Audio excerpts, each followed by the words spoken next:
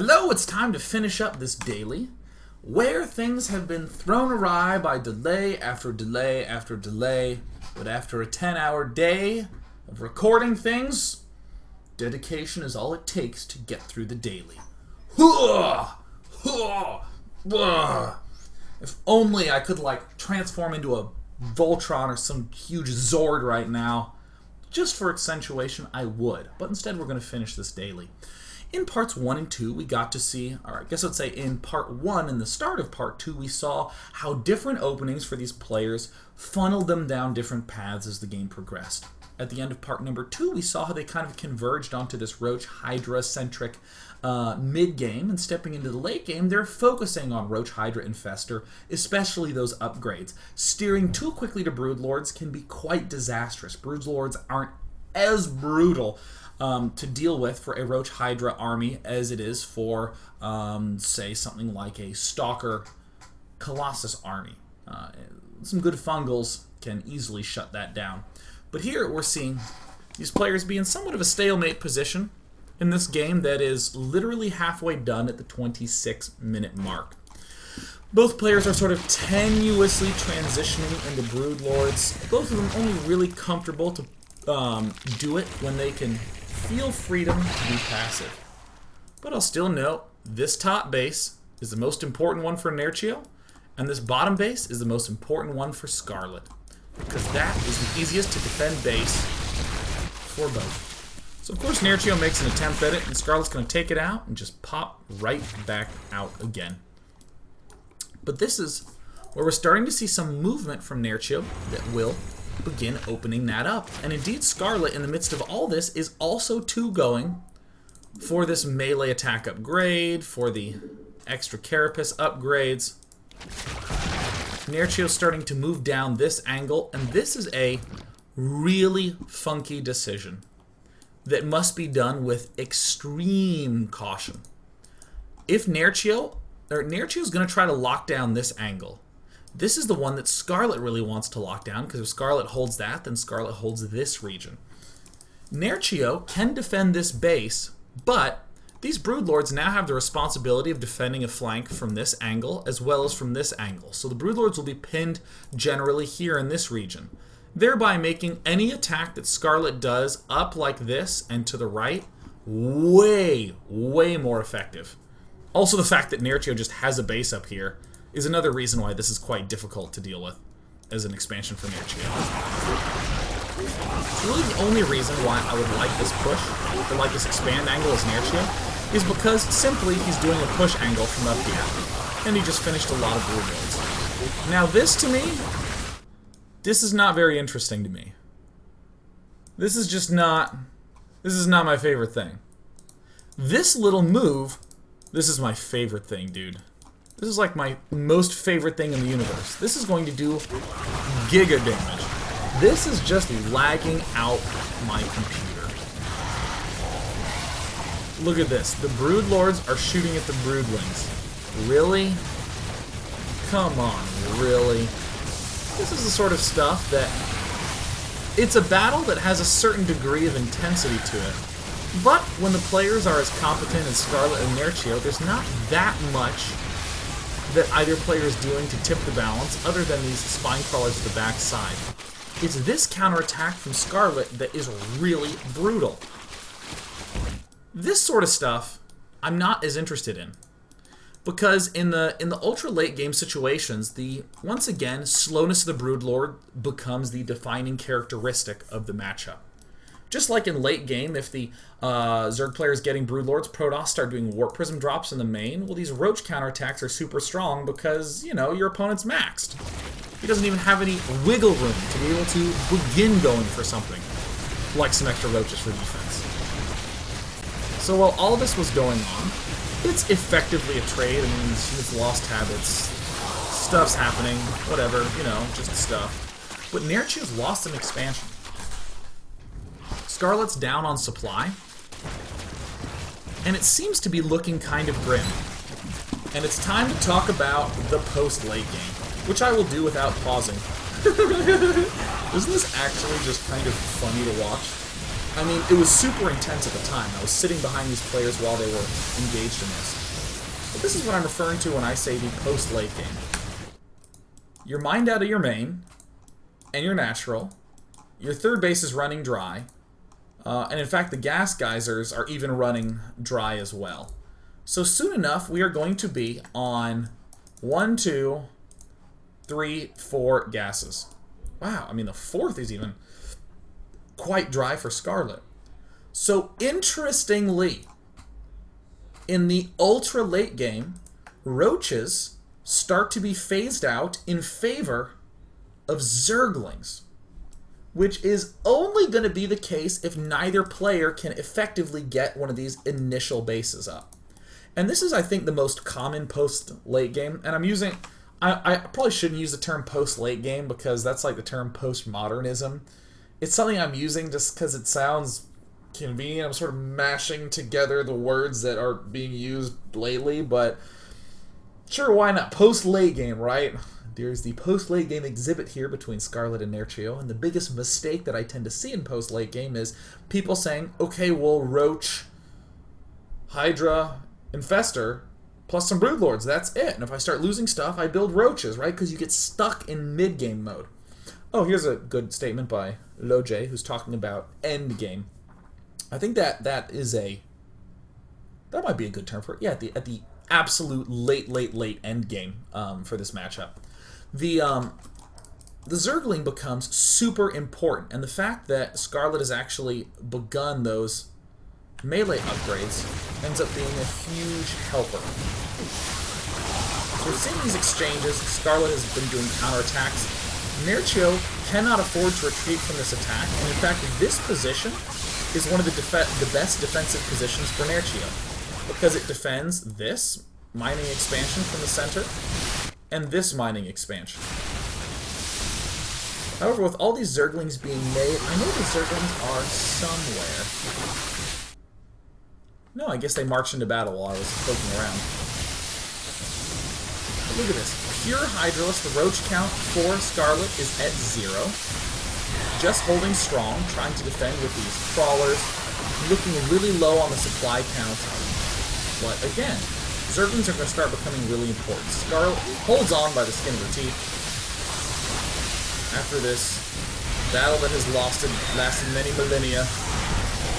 It's like a D&D Blood War, man. Holding strong all day long. Yes. So, these counterattacks that I think are most notable in the early and mid-game in Zerg vs. Zerg are super duper potent in the late game.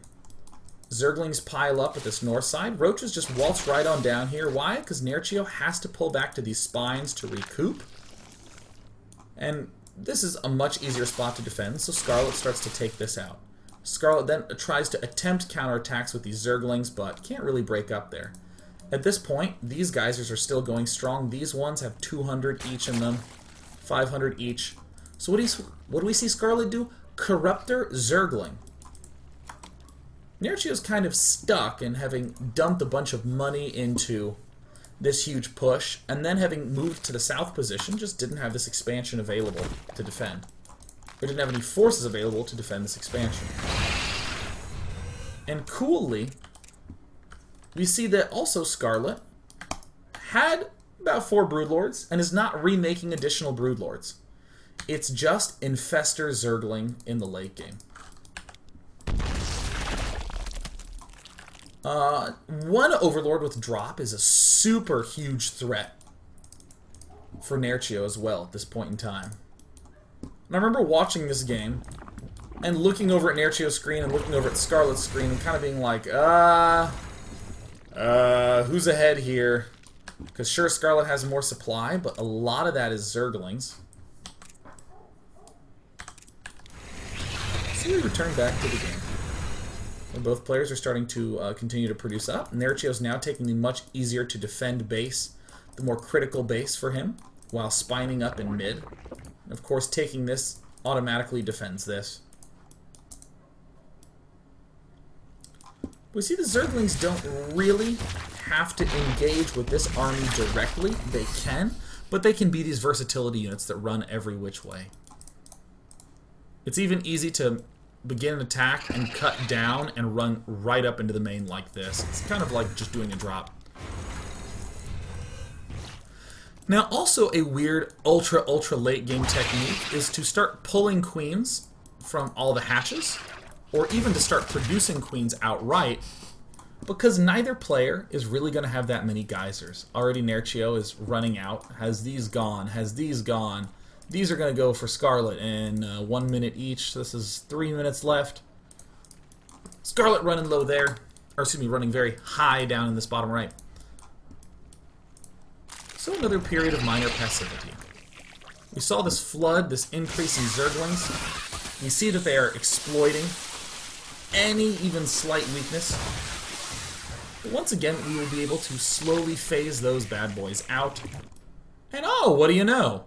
The counterattacks we've been talking about all game long, suddenly, this is a big opportunity. Now, I want to ask, what is the goal of this attack? Not just to kill off stuff. This goal is to open up this expansion for an attack. This is the hardest expansion for Scarlett to hit because of this ramp. So the counterattack down here opens up the opportunity to push up to the north side. Died really easily. Oh, what do you know? A nice, big, juicy attack window. Because there's all these units that had to pull back to defend the main base. So again, the specifics of what goes down in these battles might be laugh-worthy, might cause lulls. Because honestly, both players just puke out a bunch of infested Terrans, and these battles unfold very, very slowly. But tactically, we got the chance to see the relationship between this Zergling counter swing and this push-up at the top side. Once again, Scarlett gets to flood them lings. We are in the ultra late game. People are low on gas. We don't want to dump gas into roaches. We want to try to focus on Corruptor, Broodlord, and Infestor. Ignore Hydras and Roaches, especially ignore Roaches. But we're seeing that in this ultra late game, Nerchio has pulled all his queens off because he's low on money, so his Broodlords are never dying. And this battle is awesome. I hate a lot of big late game engagements, but this was not one of them. Because it looked like Nerchio was making headway. And watching this, I actually thought, oh my god, Nerchio did it. Here's his flood in of Zerglings, which I actually think don't even have speed or metabolic boost. Whereas the Scarlet Lings simply don't have the adrenal glands. We yet again see this nice little advantage of having the very mobile Ling army. What stinks about Broodlords, going up against Broodlords, is the AI. Now, a lot of people like to make statements like, oh yeah, it's about targeting, that's the micro there. I don't care how fast you are, you do not have the ability to target as well as you do with something like Zerglings.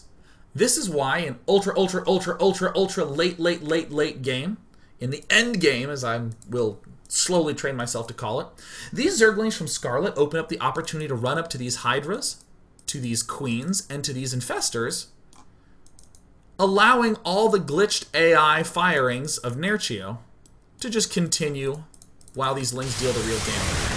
So here's the health of the Hydras and the Queens. We see that there's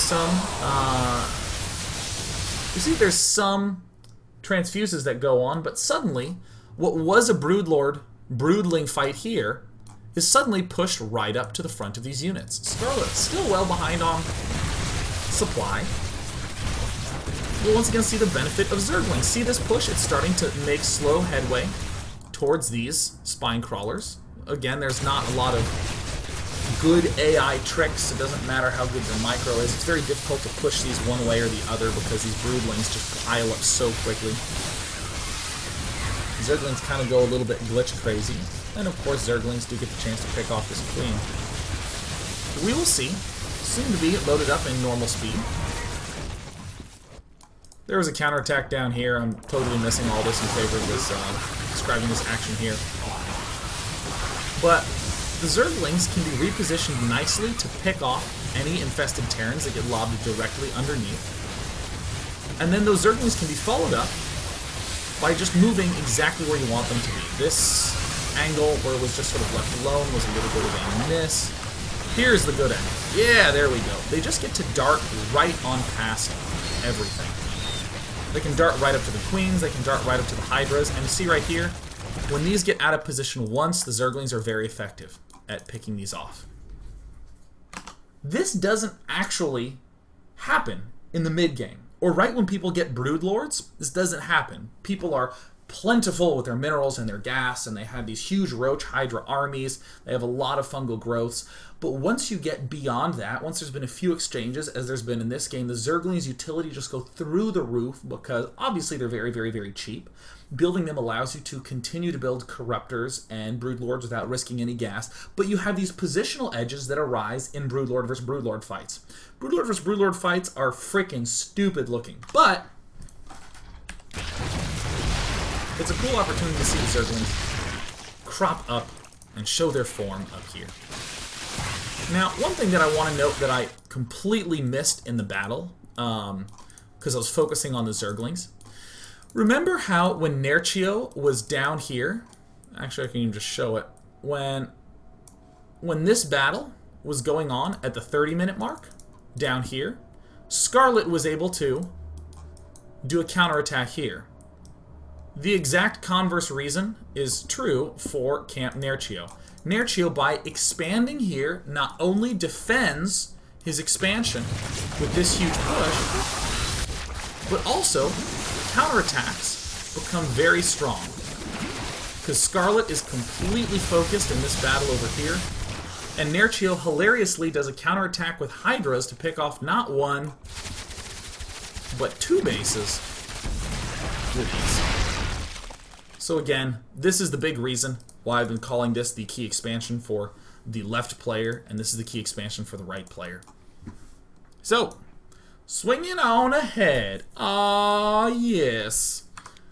Scarlett the Zerg, who is behind on supply, and in fact, behind on army supply. It's not one of those weird situations where this supply is really an optical illusion. No, truly Scarlett is behind in that regard. But Scarlett, look at this, has more Broodlords. Kind of humorously, I would say, has more Corruptors, but in fact actually has more ability to make Corruptors too, given the money in the bank. So Scarlett is really dominating the skies. Does not have as large a Roach count or Hydra count as the opponent, but still, in these small numbers, we see these Zerglings get to walk right up to the Hydras. The Zerglings also get to walk right up to the Infestors, and with just a single Corruptor, Scarlett's able to make significant headway. Another counterattack. Ultra late game counterattacks work because both players are quite low on money. Hell, late game ring around the rosy, even if you want to. Zerglings are freaking fast. And we see this tremendous issue of getting an additional base in this matchup, in this late game scenario. Until you just focus and take your destined to be base, the bottom for the right player and the top for the left player, it's just freaking very difficult. Scarlett has now used these Zergling counterattacks and these Zergling tactics mid-fight to actually secure the supply lead, and that is a, once again, genuine army supply lead as well. And we get to see yet another big final fight. This is the final game ender, but it is so comically close. If you can bring spine crawlers into one another's bases, that works nicely. If you get enough Zerglings, you do back up and end up protecting this bottom right base, because the Zerglings are so fast they can participate in the fight and retreat from the fight if need be. So, while Scarlett does this, an attempted roach counterattack by Nerchio to finish off that base, and the Zerglings are indeed fast enough. Now, I will say, part of the way that Scarlett was able to get so many lings was the surplus of cash in the mid-game. However, with a surplus of cash, most players will favor the construction of roaches, and Scarlett actually had plenty of money to be able to build those roaches. But that is not what is actually tipping the tide. It's the position that the positional edge that the Zerglings give that is oh so strong. I'm now just gonna plus X speed it to the end of the game. Long range minings, neither player can get anything.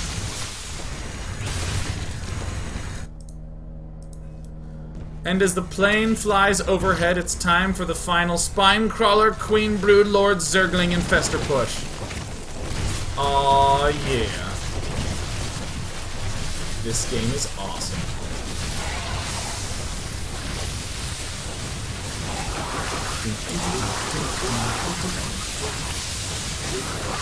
Not a particularly mind-blowing battle. Once again, just some pretty straightforward direct attacking, direct micromanagement. The Zerglings walked straight to the front lines, and with spines at the back and broodlings at the front, the Zerglings actually didn't serve that much of a purpose. The Zerglings' primary goal of functioning well in these isolated groups, that was a huge boost. Being able to defend counterattacks is a huge boost. And I would like to state that this very moment right now, I would like to give an extra special hat off to the mass Zergling production. Scarlett now has a clear lead in the air. Nerchio spent a significant amount of money, or excuse me, a significant amount of gas on the Wing Roach. So now with this one single corruptor, Nerchio is literally one air unit keeping him alive. Zerglings counterattacking each other, Spinecrawler counterattacks.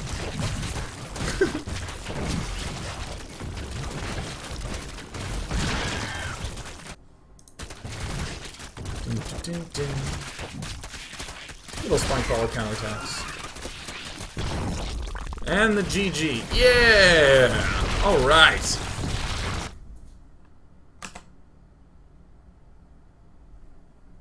At the end, I would describe it as kind of cleanup. This oftentimes happens with Broodlords. Like for the last maybe 5-8 minutes of the game, I would say that Scarlett was in a clear position to be able to close it out. So we just sort of watched the cleanup happen, saw a couple more instances of stuff going down, and I figured I wouldn't X8 through and rob you from the end of the replay if you hadn't seen it.